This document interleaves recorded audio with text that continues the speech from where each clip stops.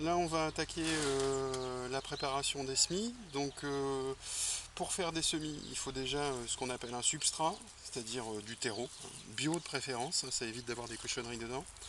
On le met dans un récipient, ça peut être un bac comme celui-ci ou ça peut être un tonneau, et on va mélanger le terreau avec de l'eau. Donc le bon mélange, pour obtenir le bon mélange, à la fin, il faut serrer comme ça, et il faut que l'eau coule. Hein. Là, on est à peu près sûr que le terreau est correctement humidifié. L'intérêt d'humidifier le terreau en amont euh, de la plantation, il y en a qui vont mettre du terreau sec et qui vont arroser après, c'est qu'on est sûr qu'il y ait une réserve d'eau suffisante pour la germination de la plante. Voilà, donc c'est pas bien compliqué, donc on sème soit en plaques, là c'est un morceau hein, de plaques, alors il y a 42 trous, 50 trous, 66 trous, bon ça c'est selon les professionnels, hein, ça varie.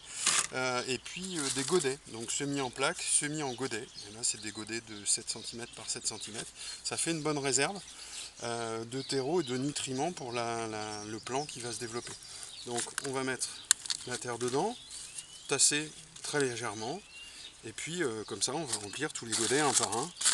Euh, Comme on peut le voir au fond de la caisse, il y a un plastique donc, qui doit ne pas être percé pour qu'on puisse faire un arrosage par le dessous, par capillarité, et non pas par le dessus, où on risque de tasser la terre et voire de casser les plants. Donc en mettant un plastique au fond de la caisse, on verse l'eau directement sur le plastique, l'eau remonte par capillarité dans la terre et vient humidifier le plant comme il en a besoin. Donc ça pour le godet, hein, pas compliqué. Là pour les plaques c'est la même chose, hein, il suffit de mettre la terre dessus, voilà, hop, on étale, on remplit un peu.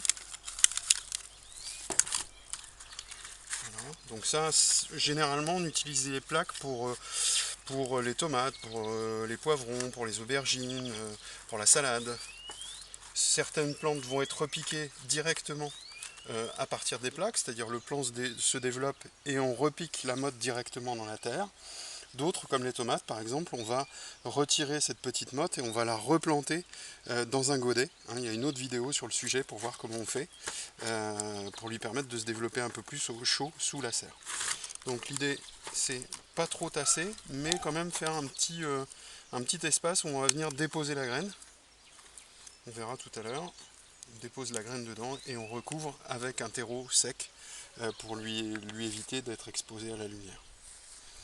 Voilà, je vais remplir les godets et je vous retrouve tout à l'heure.